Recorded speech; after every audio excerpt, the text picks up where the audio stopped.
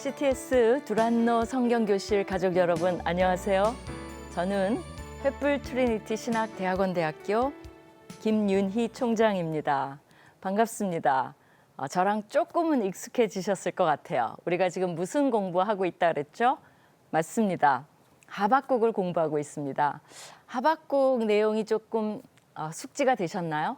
굉장히 어려운 책입니다. 근데 여러분에게 조금이라도 친근하게 다가오셨나요? 이해가 되셨나요? 우리가 이때까지 뭘 했는지 조금 아웃라인을 잡아볼까요? 하박국 선지자는 뭘로 유명하다 그랬죠? 맞습니다. 질문하는 선지자로 유명해요. 그죠? 하박국이 질문했어요. 강포, 언제까지 이 강포를 참으시겠습니까? 라고 질문했어요. 하나님의 답이 뭐였죠? 더 강포. 내가 바벨론이라는 아주 악한 나라를 나의 도구로 삼아서 이 강포한 유다를 치겠다라고 말씀하셨어요. 그랬더니 하박국이 놀래갖고 아니 어떻게 더 강포를 도구로 쓰십니까? 라고 질문을 했어요. 그게 2장이죠. 또 질문한 게 그랬더니 하나님이 화내지 않고 친절하게 답을 해주셨어요. 그 답은 뭐냐면 정의로운 응보가 있으시겠다는 거죠. 하나님이 바벨론을 결코 도구로 쓰셨다 그래서 좌시하지 않으시고 그들의 죄를 낱낱이 한 대로 갚아주겠다는 인과응보의 원리를 하나님이 가르쳐 주십니다. 남의 하체를 드러내 너의 하체도 드러낼 거야. 남에게 수치를 줘 나도 너에게 수치를 줄 거야. 너가 남을 노략해 너희도 노략을 당할 거야. 라는 원리로 하나님께서 말씀을 하십니다. 그러면서 하나님이 몇 가지 우리에게 이 장에서 그러면 이런 상황에서 우리는 어떻게 살아야 될까요? 의인이 믿음으로 산다. 그러니까 이런 것들에 대해서 상황에 영향받지 말고 믿음으로 누구를 믿어요? 하나님의 말씀을 믿음으로 하나님을 신뢰함으로 너희는 살면 돼라고 말씀하십니다. 두 번째는 언젠가는 지금은 악한 것도 있고 여러 가지가 있지만 언젠가는 여호와의 영광을 인정하는 것이 세상에 가득한 날이 올 거야. 그때가 오기 전까지는 너희는 믿음으로 계속 이것을 견뎌나가야 된다라고 말씀하세요. 그리고 그때가 오면 온 땅이 여호와를 예배할 날이 올 것이다라는 그런 기대감을 줍니다. 이렇게 해서 2장이 맞춰져요. 그랬더니 이제 하박국이 여러분이라면 그 답을 듣고는 어떻게 반응하시겠어요? 하박국은 가슴이 먹먹해졌어요. 여러분은 어떠세요? 기분이 어떠세요? 그런 답을 듣고 나면 슬프세요? 아니면 힘드세요? 걱정되세요? 기분이 좋아졌어요? 어떤 기분이실지 궁금해요. 근데 하박국은 또 질문은 하지 않았어요. 그거는 너무 질문이 많죠. 그러면 하박국도 지루해져요. 그래서 하박국 마지막 장은 뭐가 나오냐면 하나님의 이런 모든 응답에 대해서 하박국도 영어로 해볼게요. response를 합니다. 반응을 해요. 근데 어떻게 반응하냐면 기도로 합니다. 우리가 하나님께 반응하는 방법은 제일 좋은 것 중에 하나가 하박국처럼 기도하는 거예요. 그래서 마지막 3장은 하박국의 기도예요. 또 하박국의 노래라고 해도 돼요. 왜 그런 줄 아세요? 거기 보면 시기온옷에 맞춘 선지자 하박국의 기도라고 소개를 합니다. 바로 이제 이 시기온옷이라는 단어 때문에 이제 하박국의 노래라고도 이렇게 이제 해석을 할 수가 있어요. 또 이게 마지막에 보면 이렇게 나와요. 시기온옷에 맞췄다는 것과 영장이라는 건 뭐냐면 성전에서 음악을 담당하는 이제 악장을 말해요. 이 이 악장을 위해서 수금에 맞추었다라고 돼 있어요. 그러니까 이게 이제 노래하도록 이제 수금을 타면 이것을 이제 악장이 지휘를 하겠죠. 그러면 노래하도록 만들어진 것이 이 3장입니다. 그럼 우리가 이제 궁금한 단어는 그렇구나. 이게 이제 노래로 불려졌다는 걸 알 수가 있어요. 그럼 시기온 옷이 뭔지 사실은 정확치 않아요. 아무도 몰라요.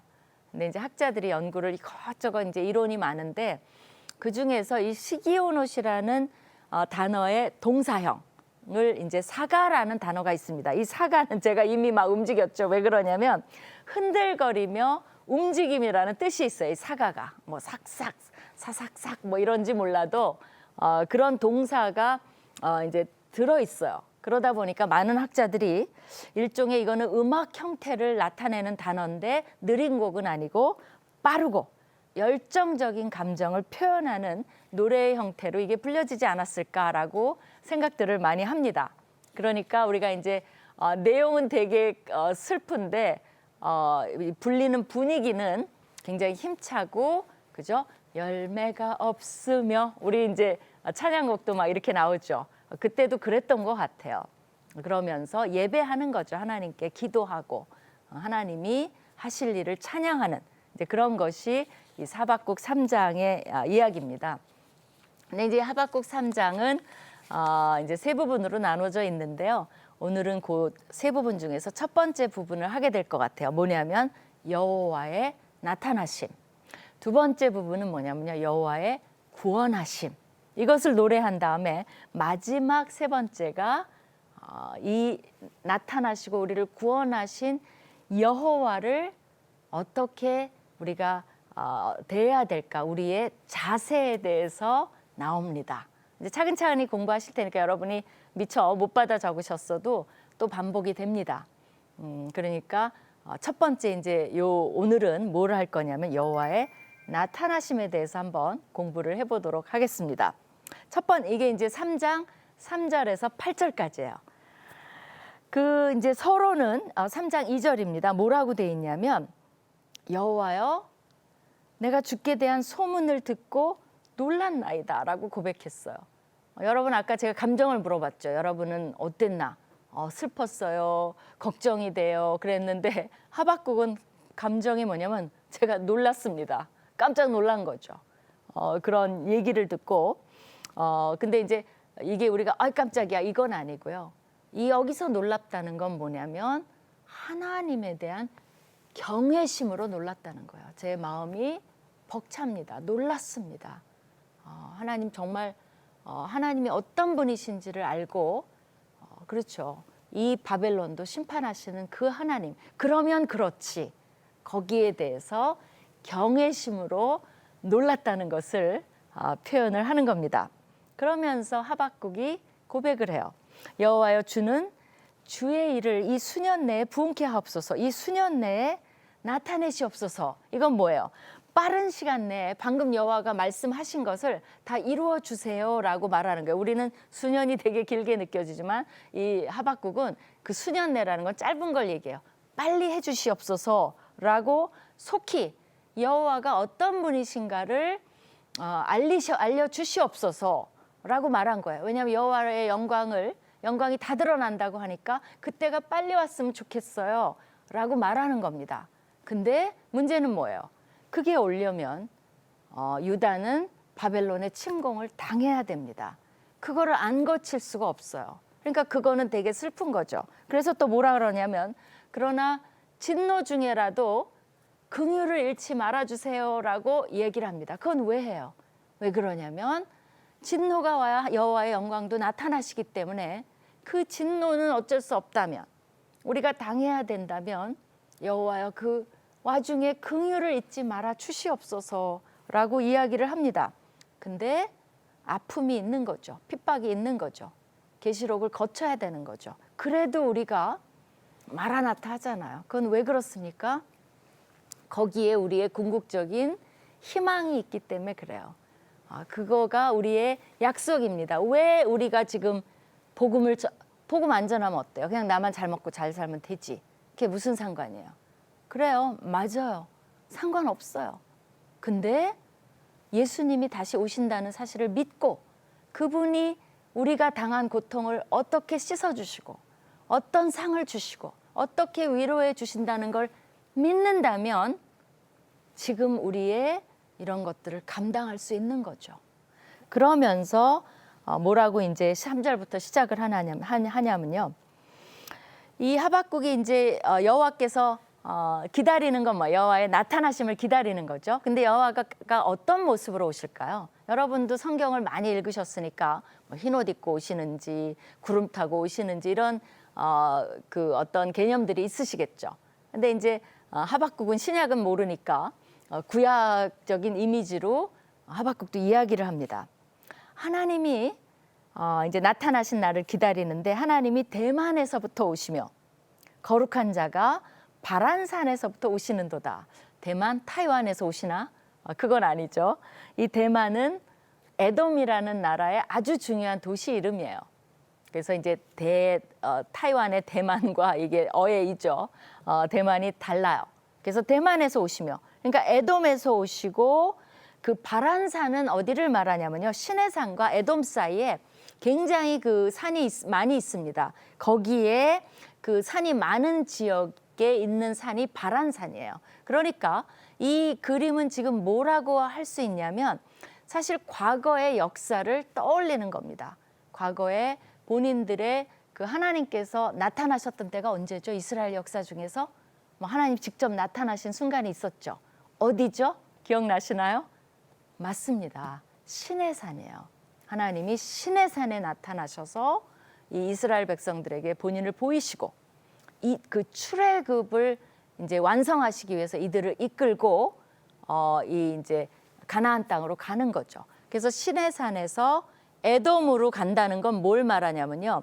이 요단강 건너편입니다. 그래서 나중에 에돔, 모압 가서 요단강 건너서 이제 가나안 땅으로 들어가는 거죠. 그래서 지금 이 대만에서 오시고 바란산을 얘기하는 건 뭐냐면요. 과거 하나님께서 광야에서 이스라엘과 함께 하시면서 그들을 구원한 역사적인 사건, 또 그들 백성과 함께 하셨던, 나타나셨던 그 사건을 떠올리면서 그거를 이미지로 사용하는 거예요. 마치 이것과 같아요.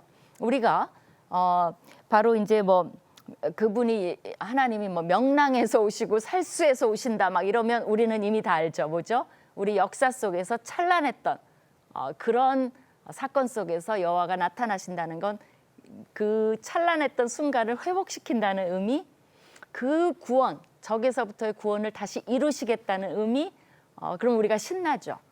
그래서 여호와의 나타나심은 백성들에게 위로가 되는 거예요. 왜 그래요? 바벨론의 침략을 받아야 되는데 그러나 이 백성이 힘을 내야죠. 그 와중에도 받을 건 받아야죠. 그러나 일어나야죠. 신명기 33장 2절에도 보면 여호와께서 시내에서 오시고 시내산을 말하죠. 세일산에서 일어나시고 거기 이제 에돔의 또 유명한 산이 세일산이에요. 그 다음에 바란산에서 비추신다 이 말이 나와요. 그러니까 이스라엘 역사 속에서 가장 의미 있는 곳들을 골라서 하나님이 이제 백성들을 만나시는 그 곳들을 얘기하는 겁니다. 그 다음에 이스라엘의 이제 거룩한 자라 그랬죠.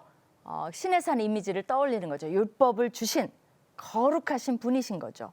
그러니까 하나님께서 거룩하시다는 건 심판자의 이미지도 있기도 해요. 거룩하신 분이기 때문에 죄를 간과하시지 않는 이미지가 있는 겁니다. 언젠가는 그 거룩하신 분이 거룩하신 모습으로 오셔서 거룩하지 아니한 모든 것들을 처리를 하실 거예요. 그래 마지막 때가 될수록 우리는 뭐를 해야 되냐면요. 그럼 어떻게 살아야 되지? 우리가 우리 삶을 깨끗하게 해야 돼요. 그래야 심판이 두렵지 않습니다. 그러니까 마지막 때의 심판을 하나님이 두 가지로 얘기해요. 믿는 이스라엘 백성도 두려워할 자들은 두려워하라고 얘기합니다. 왜? 죄가 많으면 그거는 감당할 수 없는 거죠. 그래서 우리가 마지막 때를 어떻게 준비하느냐고 많은 분들이 물어요. 방법은 하나예요. 거룩하게 우리 삶을 정리해 나가는 거예요. 깨끗하게 하는 거예요. 말씀에 순종하는 거예요. 그리고 복음을 전하는 삶을 살면 어떤 상황이 와도 두려울 것이 없다는 것을 여기서 잘 보여줍니다. 그 다음에 여호와가 오실 때에는 그 영광이 하늘을 덮었고 그의 찬송이 세계에 가득하도다. 3절입니다. 그럼 아까 이거는 어디와 비슷하죠? 2장의 말씀과 굉장히 비슷해요. 뭐라 그랬죠? 대저물이 바다를 덮음 같이 여호와의 영광을 인정하는 것이 세상에 가득하도다. 영광이 하늘을 덮었다라고 얘기를 하고 찬송이 세계에 가득하도다. 이런 이미지가 어디서 나올까요? 전 세계가 찬송을 한다. 한꺼번에. 어마어마한 일이죠. 근데 요새 보니까 인터넷으로 가능한 것 같기도 해요. 서로 연결이 돼서 동시에 이 전 세계가 하나님을 믿고 고백하고 찬양하는 그런 역사가 일어난다면 얼마나 굉장할까요? 그런 날이 온다는 거예요. 그러면서 4절에 그의 광명이 햇빛 같고, 그러니까 하나님이 이제 어떤 모습으로 오시냐? 광명이 햇빛 같고. 이 말은 무슨 말입니까? 창세기를 떠올리게 하죠. 창조주, 광명, 햇빛 이런 것은 하나님이 창조주임을 상기시키는 거죠. 그 다음에 그의 손에서 광선이 나오니 그의 권능이 그 속에 감추었도다. 자, 손에, 이게 SF 영화 같아요. 손에서 광선이 나온다. 그래갖고 어떤 분들은 막 치료의 광선을 바란다고 막 쏘시고 그러는 분들이 계시죠. 근데 이거는 사실은 뭐 하나님 손에서 막 치료의 영화처럼 막 그럴 수도 있지만 비유입니다. 사실은 창조주 하나님, 빛을 만드시고 이 우주를 만드신 하나님의 권능을 말하는 거예요. 그래서 그분의 임재하심의 모습을 다시 창세기의 역사 속에서 찾아보는 겁니다. 그 다음에 이제 5절에 보시면 역병이 그 앞에서 행하며 불덩이가 그의 발밑에서 나오는도다. 자, 역병하면 열재앙을 떠올리죠. 그래서 불덩이 이것도 심판의 이미지죠. 그러니까 열재앙도 심판이고 또 불덩이도 심판이고, 사실 저는 하나님께서 홍수로 심판하지 다시는 안 하겠다라는 말씀이 너무 감사한 것 같아요. 만약에 그 말을 안 하셨다면 어떤 사건이 일어날까요? 제가 보기에는 우리나라 사람 성격에 기독교인들 방주를 몇 개 지었을 것 같아요. 그죠? 왜냐하면 또 그 말 안 하셨으니까 방주 지어야지 해서 아마 방주 안에 사실 수도 있을 것 같아요. 거기를 못 떠날 수도 있을 것 같아요. 언제 하나님이 물로 심판할지 모르니까. 근데 너무나 다행한 건 뭐예요? 아무리 홍수가 나도 지금 이 기온이 온난화가 돼서 지금 막 해일이 일고 뭐 폭풍우가 오고 이게 정상이 아니에요. 그럴지라도 그 두려움만이라도 없는 것이 감사해요. 우리를 물로 쓸어버리시지 않는다는 거. 근데 나중에 계시록이나 이런 하박국에 등장하는 이미지는 뭐냐면 물은 아닌데 뭐가 등장하냐면 불덩이라는 말이 많이 나와요. 뭔지는 모르죠. 그러나 지금 21세기에 보면 과학자들이 머리를 굴리는 건 역시 그런 핵에 대한 두려움이 굉장히 많죠. 뭐 핵이 터지면 뭐 다 불덩이니까 어떻게 보면 이것이 현실로 나타나는 것이 너무 간단하다. 과거에는 그게 뭔지 몰랐겠죠. 이 시대는 핵도 없고 불덩이가 어떻게 막 나오고 떨어지고 하는가. 하나님 발밑에서 불덩이가 나온댔으니까 어떻게 되는 건지 알 수는 없지만 지금은 이제 심판의 이미지로 하면 너무나 간단한 문제죠. 그렇기 때문에 전 세계적 심판에 대해서 우리가 예비를 해야 되는 것 같아요. 그렇게 따지면 세상은 점점 편해지는 건 있어요. 발달하니까. 근데 점점 더 불안해지는 것도 사실입니다. 처음이 있으면 끝이 있듯이 끝을 향해서 간다는 것을 우리가 늘 염두에 두고, 왜냐하면 선지자들이요 하나님 심판의 날이 임했다 했을 때 한 번도 천천히 온다는 말을 한 적이 없어요. 항상 급하게 바로 임할 것이다, 즉시 오신다, 뭐 급하게 오신다, 임박했다 이런 말을 쓰지 기다리면 천천히 오실 거니까 걱정하지 마라고 말한 선지자는 한 명도 없습니다. 그렇기 때문에 신앙을 가진 사람은 그런 두려움은 아니죠. 준비하고 사는 것이 신앙인의 자세라고 생각합니다. 그 다음에 이제 6절에 보시면 그가 서신즉 땅이 진동하며 그가 보신즉 열국이 전율하며 영원한 산이 무너지며 무궁한 작은 산이 엎드려지나니 그 행하심이 예로부터 그러하시도다. 한번 이스라엘 역사 속에서 막 지진이 나고 땅 막 산이 흔들리고 그런 역사가 있었죠. 어디서 그랬죠? 맞습니다. 시내산에서 그랬어요. 하나님의 현현 나타나시니까 시내산이 불덩이처럼 막 타고, 여러분 시내산에 가보신 분들도 계시죠? 어떻습니까? 거기 막 풀도 없잖아요. 그런 데가 시뻘겋잖아요. 바위도 색깔이 그 흑색 같은 것이. 근데 시뻘건 산이 막 불타고 진동이 나고 지진이 나고 그런 모습을 다시 떠오르게 하는 모습으로 하나님께서 나타나신다는 겁니다. 여기 보면 영원한 산, 무궁한 산이 다 무너진다는 거예요. 우리 남산이 무너지는 거 별로 큰 산도 아닌데 상상해 보셨어요? 한라산 무너지는 거, 백두산 무너지는 거, 산은 영원하죠. 근데 그런 산이 온데간데 없어진다는 겁니다. 그러니까 영원할 것과 같은 만물이 영원하지 않게 된다는 겁니다. 언젠가 산들이 무너지기 시작하면 이렇게 지진이 나고 그럼 무너질 수 있죠. 하루아침에 무너질 수 있죠. 그러면 하나님이 정말 오실 땐가 보다라고 생각해 볼 필요도 있는 것 같아요. 그 다음에 이제 7절에 보시면 내가 본주 구산의 장막이 환난을 당하고 미디안의 휘장이 흔들리는도다. 이건 뭐예요? 구산은 어딘지 몰라요. 그러나 미디안과 연결을 해서 이게 뭐 앞번째 산이 아니라 그 미디안의 한 족속으로 보면 좋을 것 같아요. 그래서 미디안 족속들이 하나님께 심판을 당하는 장면이 여기 나옵니다. 왜 미디안입니까? 이것도 과거랑 연결이 있어요. 그 바알볼 사건으로 이 미디안들이 이스라엘 백성을 꼬셔서 바알을 섬기게 함으로 그때 하나님이 진노하셔서 24,000명이 죽습니다. 그게 이제 민수기에 나와요.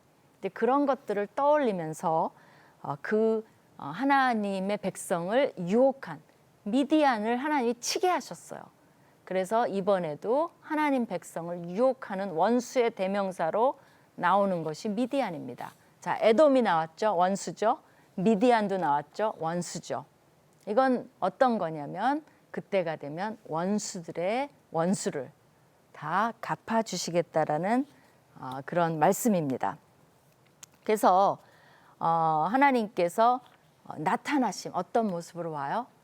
과거의 구원자의 능력과 권능을 가지고 나타나신다는 겁니다.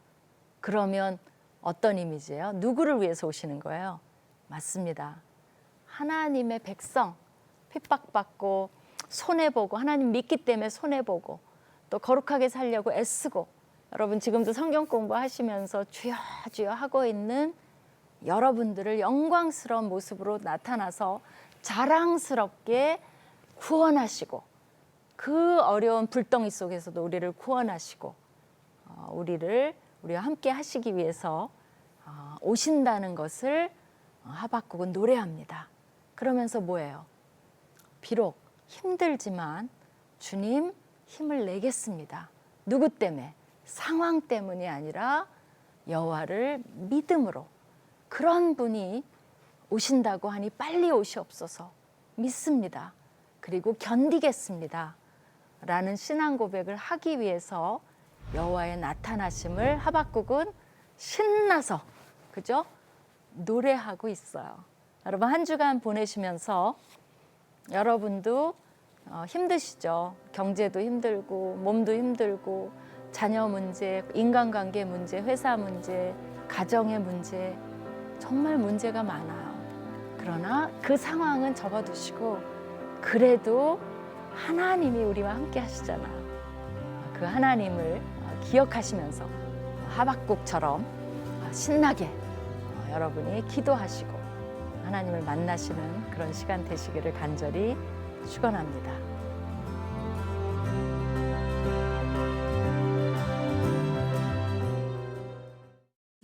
이 프로그램은 CTS 방송가족의 사랑과 후원으로 제작되었습니다. 후원전화 02-6333-1003번, ARS 060-808-1004번으로 전화주세요.